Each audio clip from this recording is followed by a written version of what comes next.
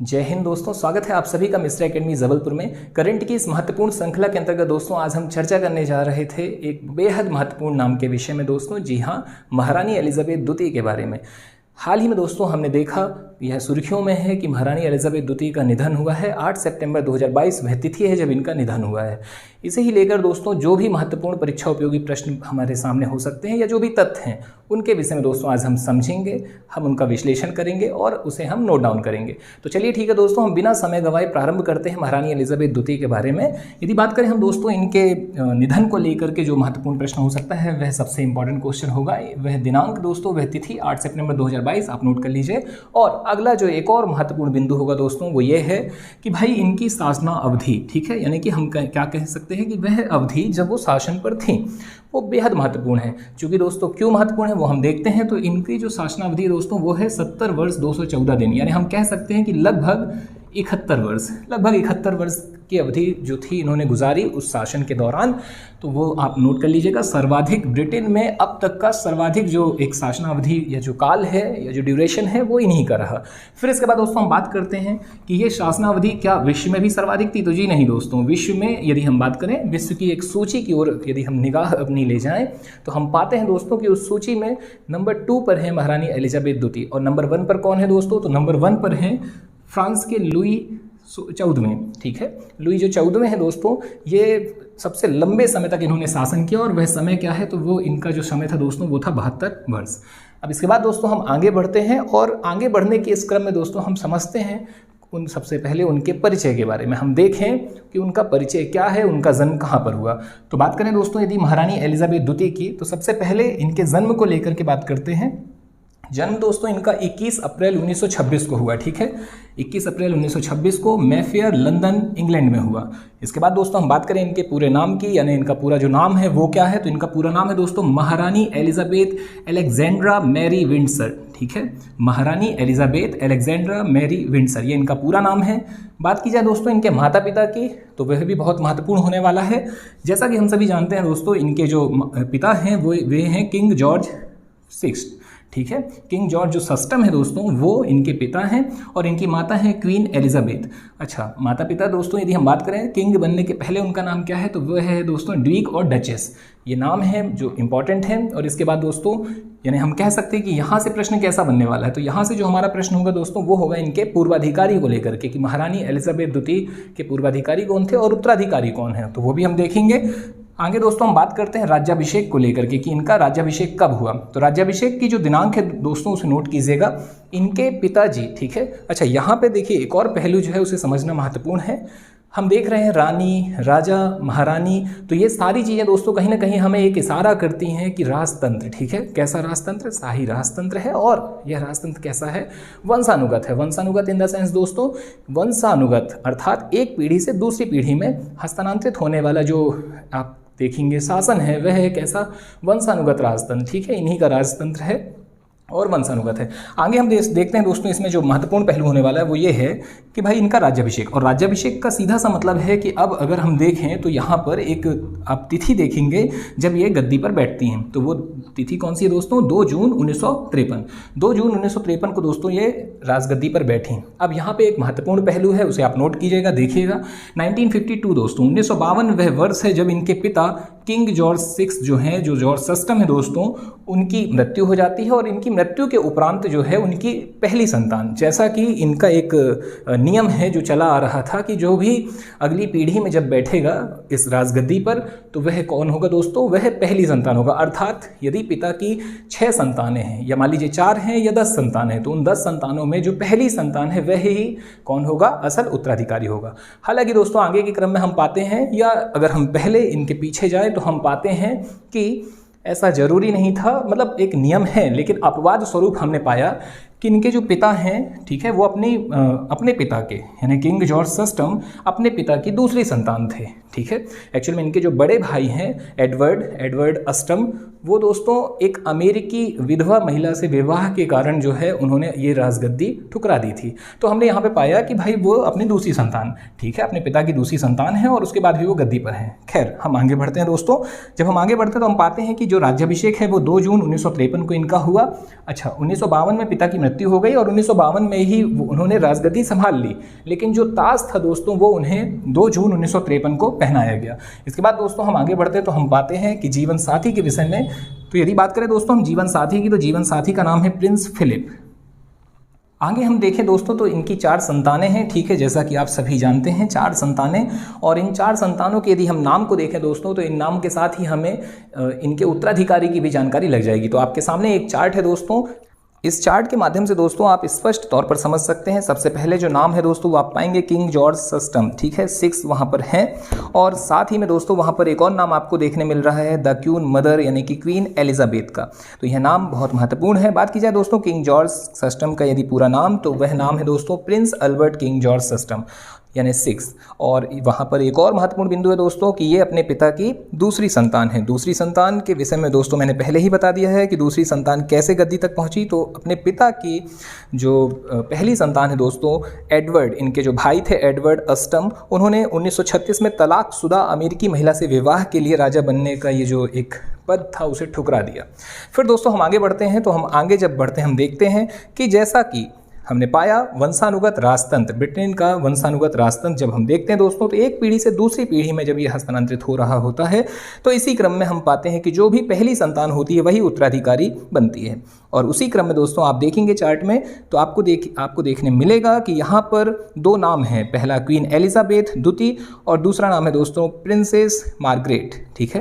तो जब आप मार्गरेट को देखते हैं दोस्तों तो आप पाएंगे कि वह छोटी बहन है और क्वीन एलिजाबेथ जो है दोस्तों वो बड़ी बहन है। तो क्वीन एलिजाबेथ यहाँ पर उत्तराधिकारी हुई और क्वीन एलिजाबेथ का जो विवाह है दोस्तों वह हुआ प्रिंस फिलिप से।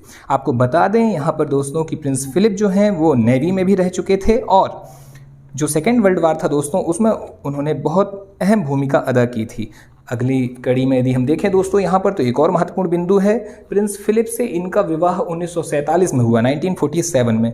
इसके बाद दोस्तों हम पाते हैं कि इनकी जो संतान है वो 4 हैं। नंबर 1 चार्ल्स, इसके बाद दोस्तों हम देखेंगे एनी के बाद दोस्तों हम पाएंगे प्रिंस एंड्रयू और प्रिंस एडवर्ड।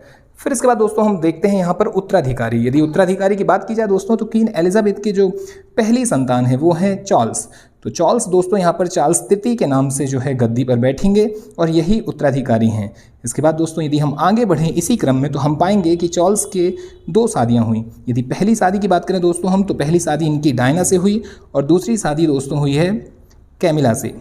इनकी जो पहली संतान है दोस्तों उसे यदि हम देखें तो हम पाते हैं इस चार्ट में प्रिंस विलियम। जी हाँ दोस्तों, प्रिंस विलियम जो है अब इनके आगे के उत्तराधिकारी होंगे, जबकि इनकी एक और संतान है प्रिंस हैरी, लेकिन वो छोटी संतान होने के कारण उत्तराधिकारी नहीं होंगे। आगे यदि हम देखें दोस्तों तो अब प्रिंस विलियम के बाद हमें उत्तराधिकारी के तौर पर एक और नाम देखने मिलेगा, वह होगा दोस्तों प्रिंस जॉर्ज ऑफ कैम्ब्रिज। तो इस तरीके से दोस्तों हमने एक चार्ट के माध्यम से समझा शाही राजघराने के बारे में और उनके वंशानुगत राजतंत्र में जो भी नाम सामने आएंगे हमने उन्हें यहाँ पर एक नज़र देखा। आपको बता दें दोस्तों यहाँ पर एक और इंपॉर्टेंट पहलू है, वह यह है दोस्तों पहली संतान का जो पदनाम होता है उसे हम प्रिंस ऑफ वेल्स के नाम से जानते हैं और यदि वह पुत्री है दोस्तों तो उसे हम प्रिंसेस ऑफ वेल्स के नाम से जानते हैं। चलिए ठीक है दोस्तों, इसके साथ ही हम आगे बढ़ते हैं। तो हमने यहाँ पर देखा कि जो उत्तराधिकारी हैं वो कौन है, इनके उत्तराधिकारी होने वाले हैं चार्ल्स तृतीय। तो ये एक महत्वपूर्ण क्वेश्चन आपका यहाँ पर होगा।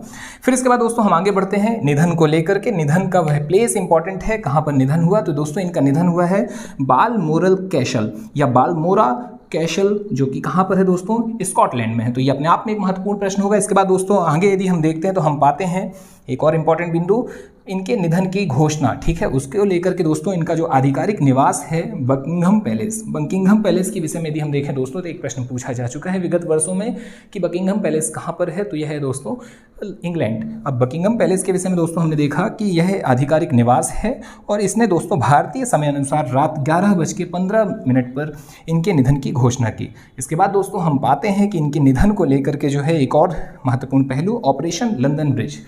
अब ये ऑपरेशन लंदन ब्रिज जो है दोस्तों इनसे जुड़ा हुआ है, इनके निधन से जुड़ा हुआ है, साथ ही दोस्तों ऑपरेशन यूनिकॉर्न भी जुड़ा हुआ है। तो चलिए ठीक है दोस्तों, अगली कड़ी में हम इसे समझते हैं कि आखिर क्या है ऑपरेशन लंदन ब्रिज। यदि आसान भाषा में हम इसे समझें दोस्तों कि क्या है ऑपरेशन लंदन ब्रिज, तो वास्तव में रानी की मौत की जो खबर है उसको जनता तक पहुंचाने की एक प्रक्रिया है ऑपरेशन लंदन ब्रिज। इसके अंतर्गत दोस्तों पहले ही सारी चीज़ें शेड्यूल की गई होती हैं और इसके अंतर्गत सबसे पहले यह जो खबर है ये पर्सनल सेक्रेटरी यूके की जो पीएम है उन तक पहुंचाते हैं।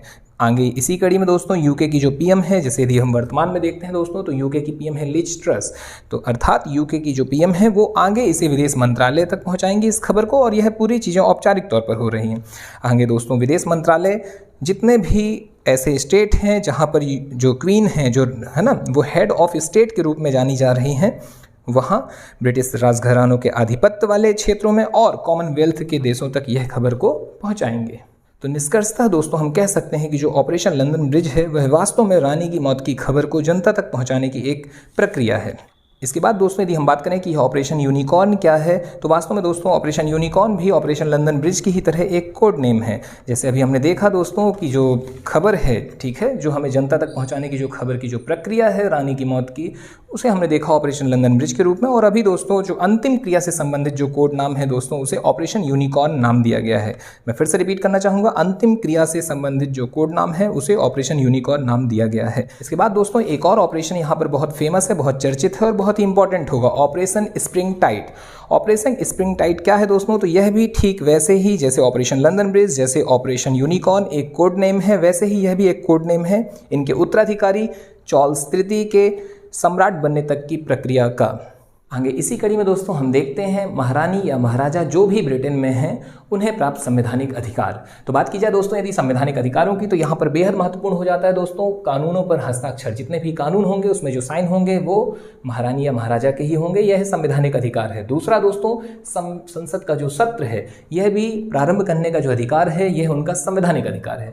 तीसरा दोस्तों हम पाते हैं इसी कड़ी में बेहद महत्वपूर्ण पीएम की नियुक्ति का अधिकार। जी हाँ दोस्तों, जैसा कि हाल ही में हमने देखा लिज ट्रस जो कि 56वीं पीएम है ब्रिटेन की, इन्हें किसने नियुक्त किया, तो इन्हें नियुक्त किया है दोस्तों महारानी एलिजाबेथ सेकंड ने।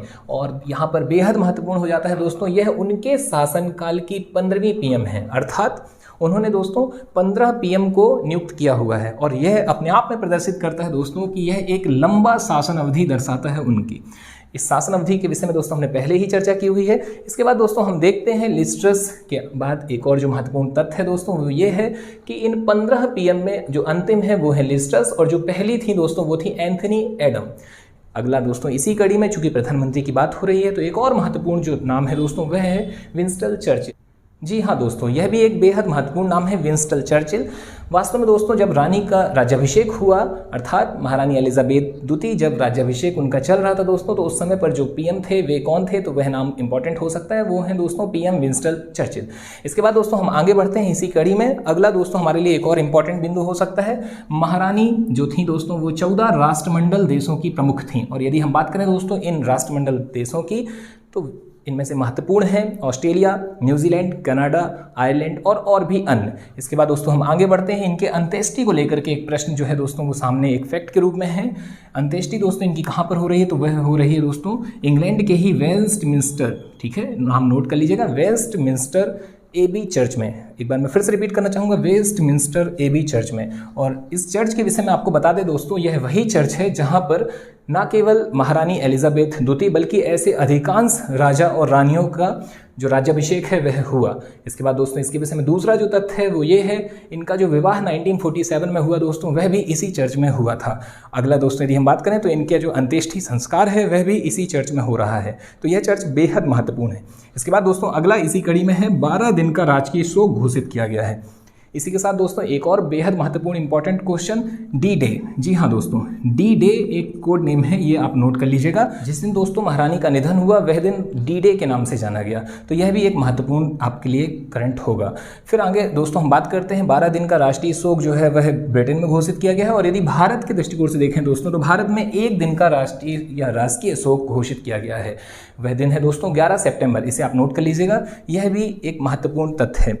इसके बाद दोस्तों हम बात करते हैं इनके अंत्येष्टि के बाद, तो एक और महत्वपूर्ण पहलू है दोस्तों यहाँ पर। यदि हम बात करें इनके जीवन साथी की दोस्तों, तो इनके जो जीवन साथी हैं प्रिंस फिलिप, इनकी मृत्यु कोरोना में अभी लगभग 1 वर्ष पूर्व 2020-21 के दौरान इनकी मृत्यु भी कोरोना से हुई। दोस्तों हम बात करते हैं भारतीय दौरे के बारे में। जी हाँ दोस्तों, भारतीय दौरा, महारानी एलिजाबेथ का भारतीय दौरे को लेकर के प्रश्न बन सकते हैं दोस्तों। ऐसे इन्होंने 3 दौरे किए, अर्थात ये भारत के दौरे पर 3 बार रहीं। पहली बार दोस्तों 21 जनवरी 1961 को, दूसरी बार 7 नवंबर 1983 को और तीसरी बार दोस्तों 13 अक्टूबर 1997 को। तो आप इसे नोट कर लीजिएगा, ये महत्वपूर्ण हो सकते हैं। और इन्हें यदि हम बात करें दोस्तों कि इनका जो पहला दौरा था वो आज़ादी के 15 वर्ष के पश्चात था, अर्थात आज़ादी के 15 वर्ष के बाद पहली बार महारानी भारत आईं, और वह समय है दोस्तों 21 जनवरी 1961। इसके बाद दोस्तों हम बात करते हैं एक और बेहद महत्वपूर्ण जो पहलू है, यह वह दिन है दोस्तों जो हमारे 26 जनवरी अर्थात गणतंत्र दिवस के करीब है। 21 जनवरी और 26 जनवरी करीब है, अर्थात दोस्तों यहाँ से हम अनुमान लगा सकते हैं कि यह पहला अवसर था जब गणतंत्र दिवस समारोह में महारानी सम्मिलित हुई। और इस दौरान जो राष्ट्रपति हैं, प्रधानमंत्री हैं, वे इंपॉर्टेंट हैं। तो राष्ट्रपति का यदि हम नाम बात करें दोस्तों तो राजेंद्र प्रसाद जी, और प्रधानमंत्री हमारे हैं दोस्तों कौन, जवाहरलाल नेहरू। और जो इनका दूसरा दौरा हुआ दोस्तों वह हुआ 7 नवंबर 1983 को। इस समय पर राष्ट्रपति थे ज्ञानी जैल सिंह, और जो पीएम थी दोस्तों वो थी इंदिरा गांधी। इसके बाद हम देखते हैं दोस्तों अगला इनका तीसरा दौरा, वो भी बेहद महत्वपूर्ण है। के.आर. नारायण इस समय पर दोस्तों राष्ट्रपति हैं और आई.के. गुजराल इस समय पर प्रधानमंत्री हैं। तीसरे दौरे की यदि हम बात करें दोस्तों तो तीसरे दौरे के दौरान ही ये राजघाट गई, अर्थात महात्मा गांधी जी के समाधि स्थल पर गई दोस्तों, और उन्होंने पुष्प वगैरह वहाँ पर अर्पित किए। इसके बाद दोस्तों हम बात करते हैं इनके कुछ और महत्वपूर्ण तथ्यों की, जिसमें से एक आप देखेंगे यहाँ पर देख पा रहे हैं लिलबेट। लिलबेट दोस्तों वास्तव में वह नाम है जो इन्हें अपने बचपन के दिनों में बहुत ज़्यादा पसंद था। ये खुद को लिलबेट कहकर पुकारती थीं। इसी कड़ी में देखें दोस्तों तो अगला यहाँ पर एक और महत्वपूर्ण बिंदु है दोस्तों, इनके जो पूर्ववर्ती हैं, इनके पिता किंग जॉर्ज सस्टम के विषय में एक तथ्य है, उसे आप नोट कर लीजिएगा। वर्ष 1947 के पहले भारत में जो मुद्रा चल रही थी दोस्तों, उन नोटों पर जो तस्वीर अंकित थी वह किंग जॉर्ज सस्टम की थी। तो ये भी एक महत्वपूर्ण प्रश्न है। इसी कड़ी में दोस्तों यदि हम देखें तो एक और बेहद महत्वपूर्ण मुद्दा हो सकता है महारानी की मृत्यु उपरांत ब्रिटेन में होने वाले बदलाव। जी हाँ दोस्तों, यदि हम क्रम से देखें तो हमें राष्ट्रगीत में भी बदलाव देखने मिलेगा, आगे चलकर दोस्तों मुद्रा में भी बदलाव, और यदि हम देखते हैं तो प्रतिज्ञा या शपथ में भी बदलाव देखने मिलेगा, और वहाँ का जो झंडे हैं या जो मानक वगैरह हैं उनमें भी बदलाव हमें देखने मिलेगा। सर्वप्रथम दोस्तों हम बात करते हैं राष्ट्रीय गान से। वर्तमान में दोस्तों राष्ट्रीय गान है वहाँ का God save our gracious queen. जी हाँ दोस्तों, God save our gracious queen. तो यहाँ पर दोस्तों जो क्वीन शब्द है इसकी जगह पर किंग जोड़ दिया जाएगा, क्योंकि दोस्तों हमने पाया कि अब ब्रिटेन में महाराजा युग का प्रारंभ होने जा रहा है। लगभग 70 वर्षों से वहाँ पर दोस्तों महारानी एलिजाबेथ द्वितीय का शासन था, और अब हाल ही में चूंकि उनका निधन हो चुका है तो उनके उत्तराधिकारी अर्थात चार्ल्स तृतीय पद पर होंगे, और इसे हम दोस्तों कह सकते हैं कि ब्रिटेन में अब एक नए महाराजा युग का प्रारंभ। इस युग के प्रारंभ के साथ ही दोस्तों राष्ट्रीय गान में ये जो शब्द है क्वीन, इसे परिवर्तित करके God save our gracious king कर दिया जाएगा। आपको बता दें दोस्तों ये जो वर्तमान राष्ट्रीय गान है वहाँ का, यह 1745 से देखने मिल रहा है। इसके बाद दोस्तों यदि हम बात करते हैं आगे इसी कड़ी में तो वहाँ के झंडे में भी परिवर्तन होगा। फिर दोस्तों जो वहाँ की प्रतिज्ञा है अर्थात जो शपथ है उसमें भी हमें परिवर्तन देखने मिलेगा, जहां हम देखते हैं दोस्तों यूके के नागरिक महामहिम महारानी एलिजाबेथ के प्रति सच्ची निष्ठा की शपथ ले रहे थे। अब दोस्तों ये शपथ महाराजा की प्रति निष्ठा की ली जाएगी। जी हाँ दोस्तों, तो ये कुछ बेहद महत्वपूर्ण बदलाव थे जो हमने देखे। उम्मीद है दोस्तों आपको ये सारे तथ्य समझ में आए होंगे। हम इसका एक बार फिर से दोस्तों लाइटली रिवीजन करते हैं। हम देखते हैं कि क्या क्या यहाँ पर बेहद महत्वपूर्ण है। तो यहाँ पर निधन दोस्तों 8 सितंबर 2022 को, वह निधन 96 वर्ष की आयु में। इसके बाद दोस्तों इनकी शासनावधि 70 वर्ष यानी लगभग 71 वर्ष तक इन्होंने शासन किया। इसके बाद दोस्तों जो सेकेंड नाम है वो ये है कि लुई 14वें जो है फ्रांस के, इन्होंने 72 वर्ष तक शासन किया, जो कि दुनिया में सबसे लंबी अवधि तक शासन है। जन्म की हम बात करें दोस्तों तो लंदन में इनका जन्म हुआ। इनका जन्म के बाद दोस्तों हम देखते हैं इनके पूरे नाम के विषय में, तो महारानी एलिजाबेथ अलेक्जेंड्रा मैरी विंडसर। माता पिता के नाम को यदि हम देखें दोस्तों तो ड्यूक और डचेस जो हैं इनके माता और पिता हैं, और आगे चलकर के किंग जॉर्ज सस्टम के रूप में ये उत्तराधिकारी होते हैं अपने पिता के। आगे चलकर दोस्तों हम देखते हैं इनका जो राज्याभिषेक है, महारानी द्वितीय का जो या एलिजाबेथ द्वितीय का जो राज्याभिषेक है वो 2 जून 1953 को देखने मिलता है। इनके जीवन साथी दोस्तों प्रिंस फिलिप, ये भी महत्वपूर्ण है। और इनका निधन दोस्तों कहाँ पर हुआ, तो स्कॉटलैंड, ये भी एक बेहद महत्वपूर्ण प्रश्न होगा। फिर दोस्तों हम देखते हैं इसी कड़ी में, तो ऑपरेशन लंदन ब्रिज भी एक महत्वपूर्ण कोड नेम है जो पूछा जा सकता है। इसके बाद दोस्तों ऑपरेशन यूनिकॉर्न भी इंपॉर्टेंट है। आगे चलकर दोस्तों हम पाते हैं जो अधिकार हैं उसमें सबसे महत्वपूर्ण पीएम की नियुक्ति का अधिकार, और इन्होंने अपने पूरे शासन अवधि के दौरान 15 पीएम की नियुक्ति की। और एक और नाम दोस्तों इंपॉर्टेंट होगा, विंस्टन चर्चिल। इन्होंने क्या किया, तो राज्याभिषेक के दौरान ये पीएम थे। आगे दोस्तों हम देखते हैं अंत्येष्टि का जो संस्कार है वो कहाँ पर होना है, और वह दिन दोस्तों डी डे के रूप में क्या किया गया है, नामित किया गया है। आगे हम देखते हैं दोस्तों अंत्येष्टि संस्कार वेस्टमिंस्टर चर्च में, और यह चर्च दोस्तों वही है जहाँ पर इनका राज्याभिषेक हुआ, इनका विवाह हुआ और अब इनका अंत्येष्टि संस्कार होने वाला है। 12 दिनों का राजकीय शोक दोस्तों वहाँ पर घोषित किया गया है, और भारत में एक दिन का 11 सितंबर के दिन का राजकीय शोक घोषित किया गया है। आगे देखते हैं दोस्तों हम भारतीय दौरे। हमने देखा भारतीय दौरे के विषय में कि इनके कुल 3 भारतीय दौरे हमें देखने मिले। पहला दोस्तों 1961 में, दूसरा 1983 में और तीसरा 1997 में।